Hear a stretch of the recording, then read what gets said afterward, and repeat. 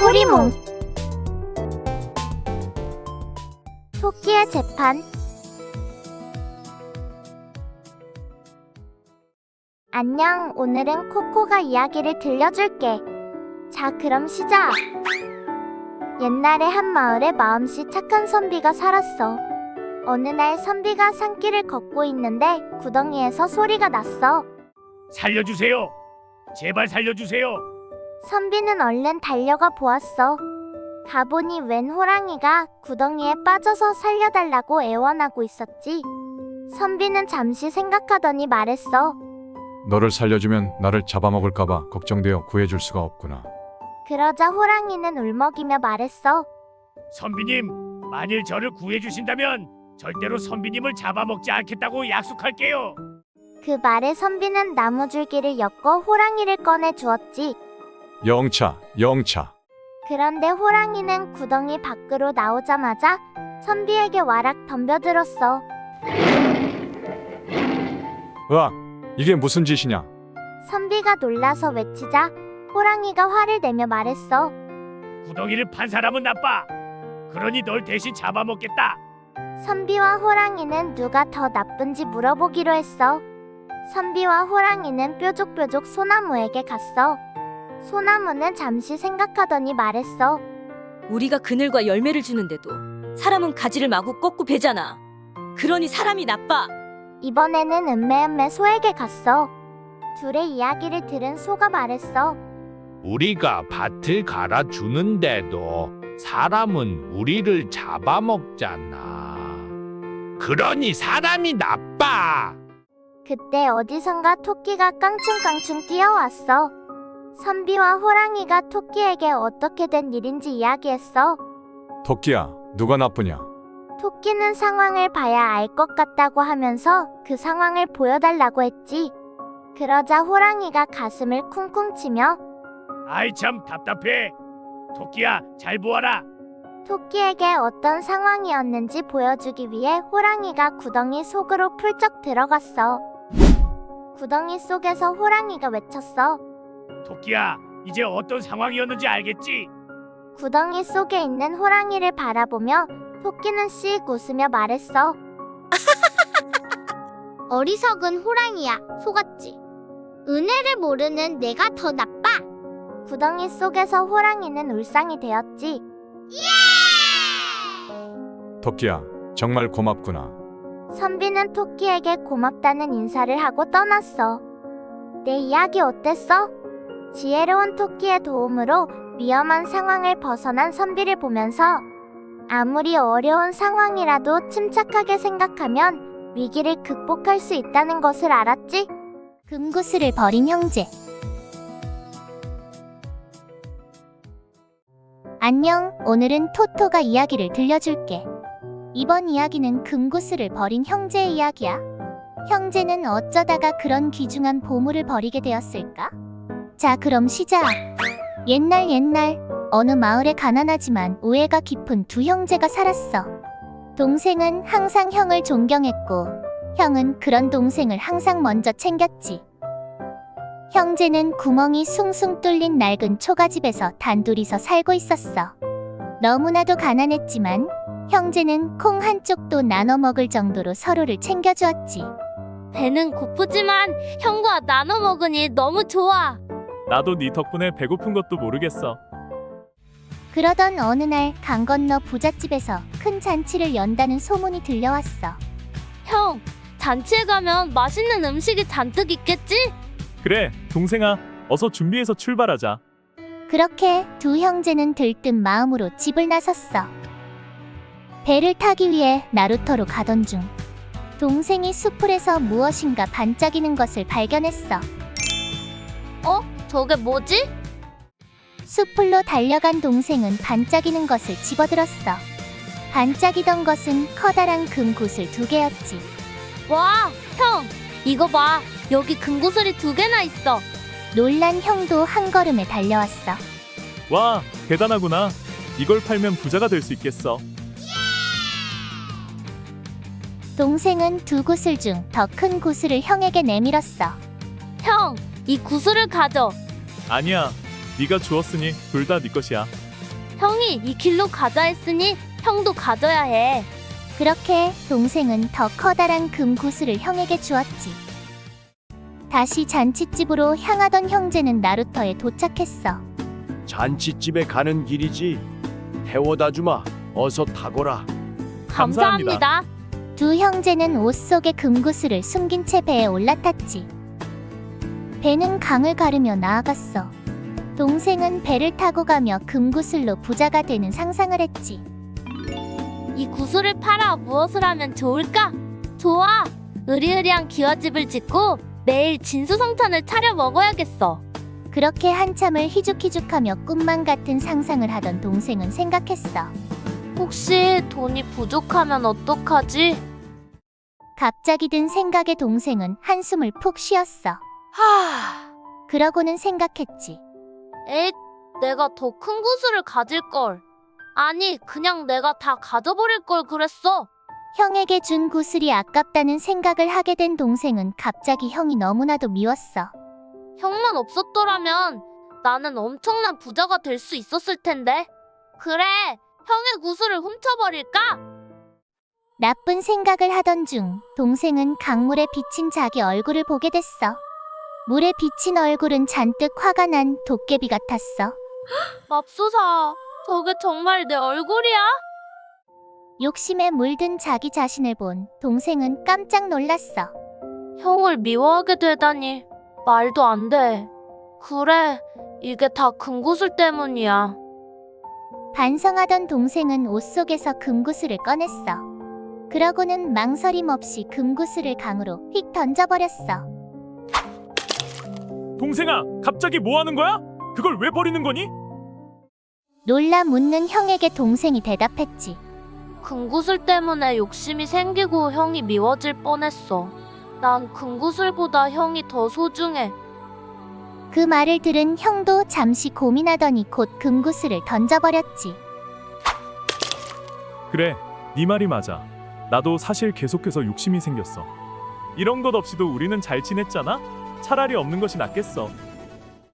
그렇게 서로의 마음을 확인한 형제는 서로의 손을 맞잡았어. 어느덧 배는 강 건너 마을에 도착했어. 형, 우리 오래오래 행복하게 잘 지내자.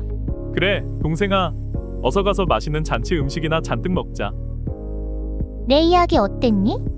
이 이야기를 통해 욕심 부리지 않는 마음과 우애의 소중함을 잘 배웠지? 멸치의 꿈.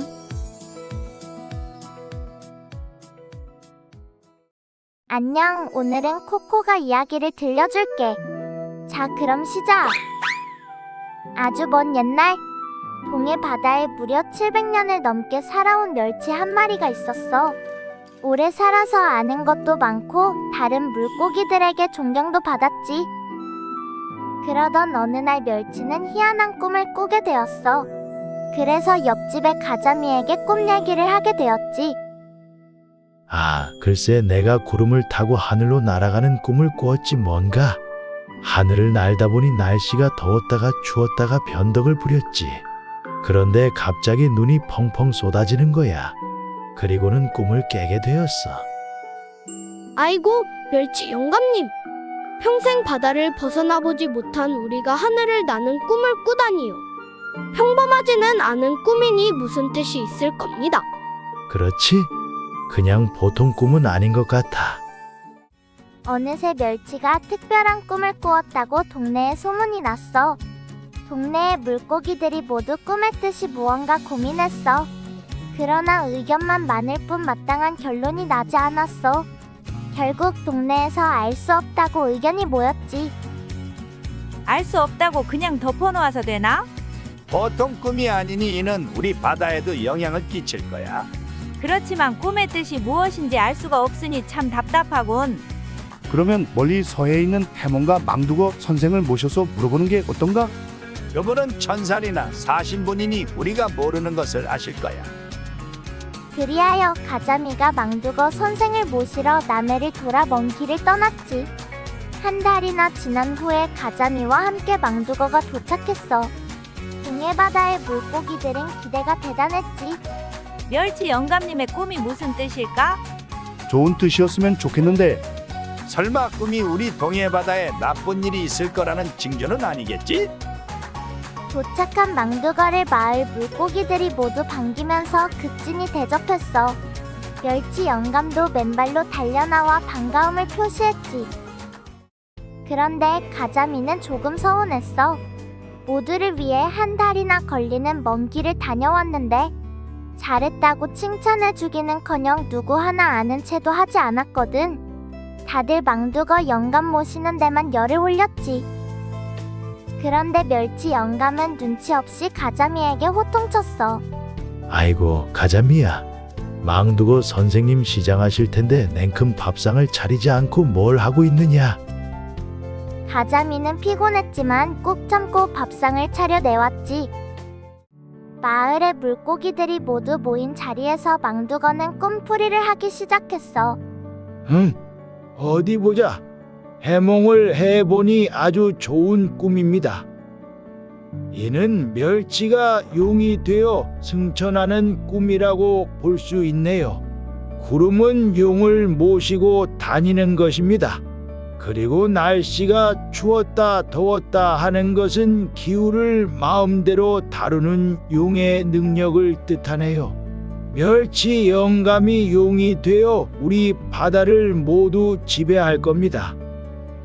이 말을 들은 마을 물고기들과 멸치는 입이 다물어지지 않았어.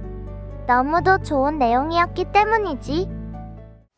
그런데 한쪽 구석에서 이야기를 듣고 있던 가자미가 반박하고 나섰어.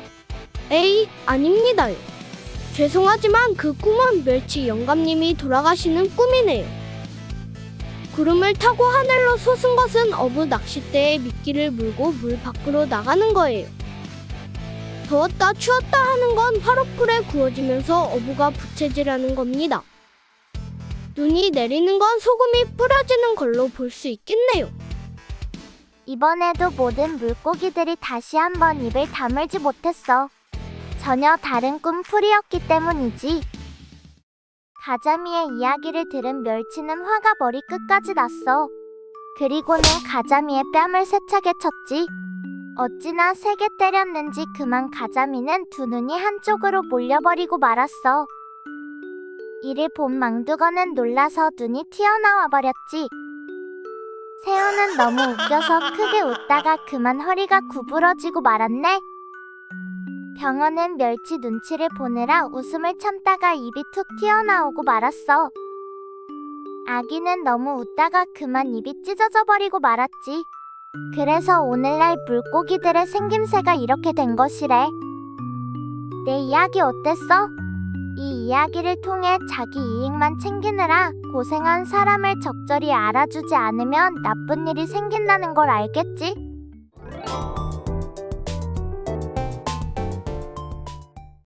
옛날 평화롭고 한적한 시골 마을이 있었어요. 이 마을에는 흥부와 놀부가 살고 있었어요. 동생 흥부는 마음씨가 곱고 착했답니다. 반면 형 놀부는 소문난 욕심쟁이의 양골도 퉁퉁하여 심술까지 더덕더덕 붙어 있었어요. 둘은 같은 형제인데 어쩌면 그렇게 다를까요? 그러니 사람들은 놀부를 슬금슬금 피해 다닐 수밖에. 그러던 어느 날 시름시름 앓던 아버지가 흥부와 놀부를 불러 앉혔어요. 내가 죽고 나면 너희 형제뿐이니 재산도 사이좋게 나누어 가지거라. 얼마 지나지 않아 아버지는 세상을 떠나고 말았어요.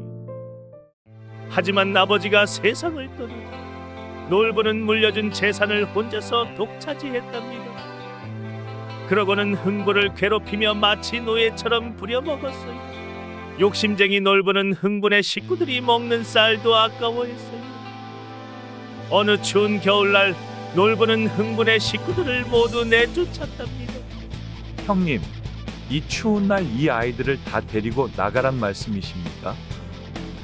그래 이놈아, 너희 가족들이 먹는 음식조차 모두 내 것이야. 결국 그렇게 쫓겨난 흥분의 식구들은 주위에 떨며 헤매다가 간신히 쓰러져가는 오두막집을 겨우겨우 구할 수 있었어요. 다 쓰러져가는 집이었지만 흥분의 가족은 감사히 여기고 잠시나마 기뻐했어요. 며칠이 지나고 음식이 다 떨어져 흥분의 가족은 쫄쫄 굶기 시작했어요. 아빠, 배고파요. 보다 못한 아내가 말했어요. 여보, 어려운 건 알지만 형님 댁에 가서 쌀이라도 부탁해봐요. 흥부는 한숨을 푹 쉬며 놀부를 찾아갔답니다. 형님, 온 가족이 굶어 죽게 생겼으니 제발 쌀 좀 빌려주세요. 이 말을 들은 놀부는 다짜고짜 몽둥이로 위협하며 흥부를 내쫓았습니다. 이놈아, 너에게 줄 쌀은 단 한 톨도 없다. 가까스로 도망친 흥부는 밤 냄새가 솔솔 나는 부엌을 기웃기웃거렸어요. 그랬더니 이번에는 밥을 하고 있던 놀부의 아내가 밥주걱으로 흥부의 뺨을 때리며 말했죠. 여기가 어디라고 찾아온 거야? 흥부는 뺨에 붙은 밥알을 먹으며 다른 쪽 뺨도 내밀었어요. 형수님, 이쪽도 한 대 더 때려주세요. 그러자 놀부 아내도 몽둥이를 휘두르며 흥부를 쫓아냈답니다. 결국 흥부는 매만 맞고 도망치듯 집으로 돌아가고 말았지요. 얼마간의 시간이 흘렀지만 여전히 흥부와 식구들은 허름한 집에서 쫄쫄 굶고 있었어요. 하루는 이웃 사람이 와서 슬며시 알려주었어요. 글쎄, 아랫마을 김 부자가 자기 대신 관아에 가서 곤장을 맞아주면 돈을 주겠다고 했대요. 이 말을 들은 흥부는 눈이 번쩍 뜨였어요. 그래, 눈 딱 감고 곤장만 맞으면 아이들이라도 배불리 먹을 수 있겠지. 흥부는 얼른 관아로 달려가 매를 맞았답니다. 너무나도 아팠던 흥부는 눈물을 찔끔 흘렸어요. 아내는 그런 흥부를 보며 눈물을 흘릴 수밖에 없었지요. 그래도 흥부는 맷값으로 받은 돈으로 음식을 살 수 있다는 생각에 기뻐했어요. 그렇게 받은 돈으로 집에 돌아온 흥부 부부는 아이들과 소소하게나마 밥상을 차려 먹었고 아이들은 행복하게 밥을 먹었어요. 흥부는 아내에게 말했어요. 너무너무 아프지만 아이들이 행복해하니 아픈 것도 싹 낫는 것 같아요. 그렇게 시간이 흘러 어느덧 꽃피는 봄이 됐어요. 흥분의 집 처마 밑에 제비 한 쌍이 둥지를 틀고 예쁜 새끼들을 낳았죠. 그러던 어느 날 요란스러운 제비 소리에 흥부가 나가보니 커다란 뱀이 제비들을 잡아먹으려 하고 있었어요. 흥부는 허둥지둥 달려와 나뭇가지로 구렁이를 쫓아냈어요.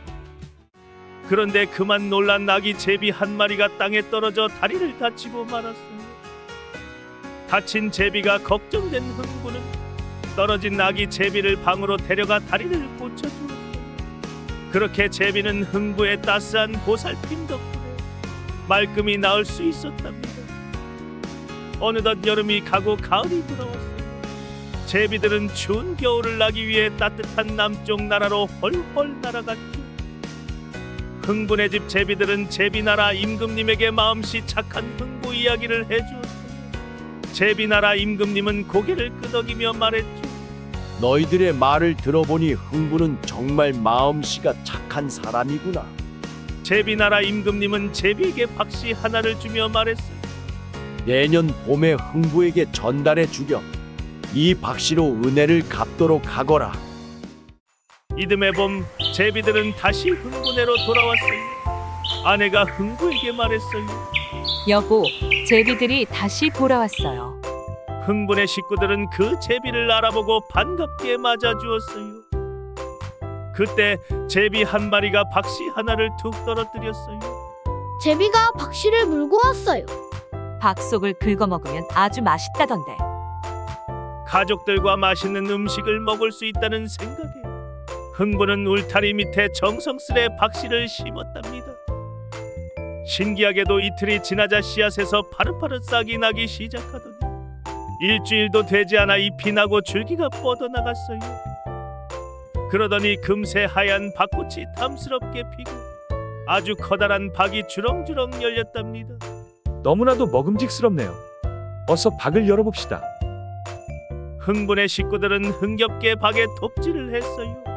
곧 커다란 박이 둘로 쩍 갈라졌어요. 그런데 이게 웬일이죠? 박 속에서 금은 보화가 와르르 쏟아져 나왔어요. 놀란 흥분의 식구들은 입을 다물지 못했어요. 이게 무슨 일이지? 여보, 어서 다른 박도 열어봅시다. 그러고는 얼른 다른 박을 또 열었어요. 그러자 이번에는 비단과 쌀이 주르르 쏟아졌어요. 너무너무 행복한 흥분은 소리쳤어요. 아이고, 이게 꿈이냐 생시냐. 흥분에는 마지막 박도 열어봤어요. 그러자 박이 열리며 수많은 일꾼들이 우르르 쏟아져 나왔고 눈 깜짝할 사이에 으리으리한 기와집을 만들어줬어요. 그렇게 흥분에는 하루아침에 부자가 되었답니다. 부자가 된 흥분은 마을 사람들에게 음식을 나누어주며 잔치를 열었어요. 마을 사람들은 모두 행복해하며 흥부에게 감사를 표했어요. 놀부는 흥부가 부자가 되었다는 소문을 듣게 됐어요. 놀부는 의아해하며 혼잣말을 했어요. 흥부 녀석, 대체 어떻게 부자가 된 거야? 놀부는 흥분해로 냉큼 달려가 흥부를 붙잡고 무슨 일이 있었는지 물었어요. 흥부는 그동안 있었던 일을 놀부에게 말해 주었답니다. 그동안 있었던 일을 모두 들은 놀부는 생각했어요. 그래, 나도 제비 다리를 고쳐주고 박씨를 얻어야겠구나. 집으로 돌아온 놀부는 처마 밑에 둥지에서 제비 한 마리를 꺼냈어요. 놀부는 일부러 제비의 다리를 다치게 하고 천으로 대충 감아주었고 그렇게 시간이 흘러 가을이 되었고 놀부의 제비도 남쪽 나라로 헐헐 날아갔답니다. 놀부는 날아가는 제비를 향해 소리쳤어요. 이놈아, 내가 네 다리를 고쳐주었으니 은혜를 갚고 싶거든 박씨를 가져와라. 다음 해 제비가 진짜로 놀부에게도 박씨를 물어다 주었어요. 놀부는 좋아서 덩실덩실 춤을 추었죠. 부자가 될 생각에 신난 놀부는 박씨를 땅에 심었어요. 어서 자라서 나를 부자로 만들어 주거라. 얼마 지나지 않아 둥글둥글 커다란 박이 주렁주렁 열렸어요. 여보, 어서 박을 열어봅시다. 놀부는 욕심 가득한 표정으로 박의 톱질을 시작했고 금세 박이 갈라졌어요. 그런데 열린 박에서 나오라는 금은 보화는 나오지 않고 똥물이 콸콸 쏟아져 나왔어요. 으악, 놀부 살려. 온몸에 똥물이 묻은 놀부는 허탈해하며 말했어요. 이게 무슨 일이지? 박이 상했나? 첫 번째 씨앗이 잘 자라지 못했다고 생각한 놀부는 다른 박을 열었어요. 그러자 이번에는 화가 잔뜩 난 도깨비들이 우르르 튀어나왔어요. 도깨비들은 놀부와 놀부 아내를 흠씬 두들겨 패며 놀부의 집을 부숴버렸어요. 놀부와 놀부 아내는 무릎을 꿇고 도깨비에게 싹싹 빌며 말했어요. 아이고, 도깨비님, 제발 살려주세요. 하지만 도깨비들은 멈추지 않았어요. 그렇게 한참 동안 놀부와 아내를 혼내주던 도깨비들은 감쪽같이 사라졌고 놀부 집의 마당에는 다 무너진 집과 먼지와 똥물로 범벅된 놀부 부부만 남았어요. 놀부 부부는 땅바닥에 앉아 엉엉 울었고 마을 사람들은 주변에 모여서 그 모습을 보며 놀렸어요. 그렇게 못되게 살다가 언젠가 당할 줄 알았어. 이 소식을 들은 흥부 부부는 신발도 제대로 신지 못한 채 달려왔어요. 마을 사람들에 둘러싸여 엉엉 울고 있는 놀부 부부 앞에 도착한 흥부는 말했어요. 아이고, 형님, 이게 무슨 일이에요? 일단 저희 집으로 갑시다. 그 말을 들은 놀부는 울음을 그치고 놀란 듯이 말했어요. 너에게 잘해준 것 하나 없는 형인데 나를 데려가 준다고? 그게 무슨 말씀이세요? 가족인데 당연히 제가 챙겨야죠. 그 말을 들은 놀부와 놀부 아내는 흐느껴 울며 말했어요. 너무너무 고마워. 흥부야, 내가 잘못했다. 이 은혜는 꼭 갚도록 할게. 그렇게 흥분의 집으로 온 놀부 부부를 흥분의 가족은 기쁘게 받아줬고 그동안 했던 행동이 부끄러운 놀부 부부는 무릎을 꿇었어요. 얘들아, 그동안 너무 잘못했어. 앞으로는 착하게 행동할게. 그러자 장난기 많은 흥부의 아들은 놀부에게 한마디 했어요. 그 전에 똥물부터 씻고 오세요. 냄새가 너무 나요. 그 말을 들은 흥분의 가족과 놀부 부부는 모두 즐겁게 웃었답니다. 시간이 지나 어느덧 놀부 부부도 마음을 고쳐 먹었고 함께 흥분의 가족과 밭일을 하며 즐겁게 지냈어요. 하지만 밭일이 서툰 놀부는 일을 하면서도 투정 부렸어요. 아니, 이렇게 재산이 많은데 밭일은 왜 하는 거야? 아니에요, 형님. 이 재산은 마을 사람들과 함께 사용해야 해요. 어서 열심히 일하세요. 이 말을 들은 놀부는 허탈해했지만 그동안 해온 짓을 생각하며 열심히 일했답니다. 그 위를 제비 가족들이 웃으며 날아가고 있었어요. 그렇게 투덜거리는 놀부였지만 놀부는 흥부의 착한 마음을 천천히 배워가며 오래오래 흥분의 가족들과 행복하게 살았답니다. 거울.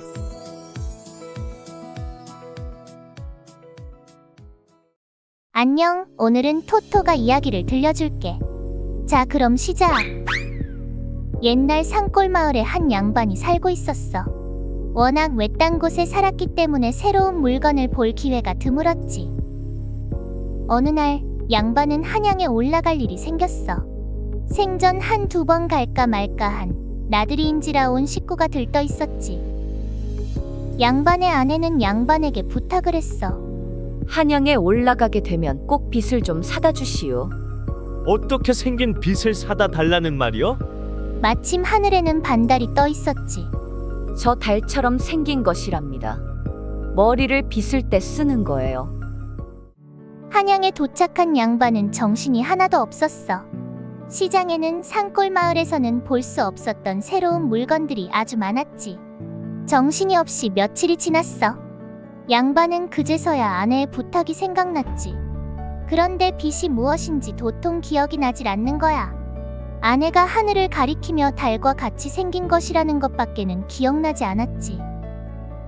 양반은 시장을 돌며 달과 같이 생긴 것이 무엇이 있나 살펴봤어.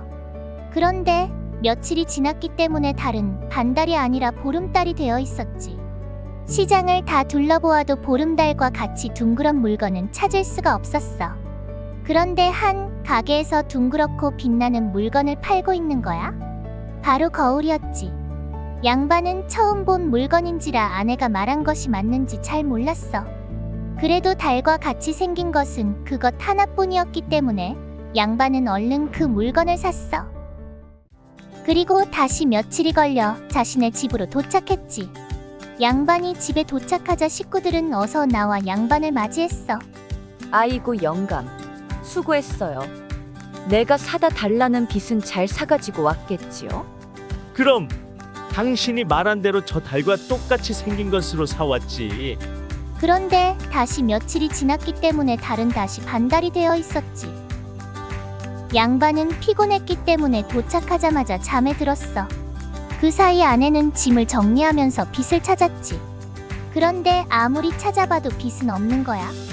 대신에 둥그렇게 생긴 거울을 찾았지. 양반 집 식구들은 물론 온 마을 사람들이 거울을 본 적이 없었기 때문에 거울이 어디에 쓰는 물건인지도 몰랐어.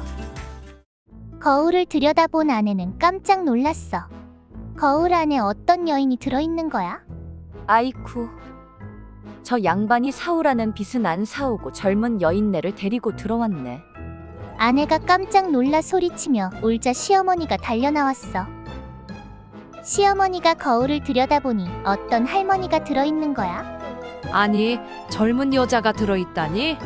웬 할망구가 있는데? 집안이 소란스러워지자 시아버지까지 나왔지. 시아버지가 거울을 빼앗아 들여다보니 몇 해 전 돌아가신 자신의 아버지가 거울 속에 들어있는 걸로 보였지. 아이쿠, 아버님, 어찌 이렇게 오셨습니까?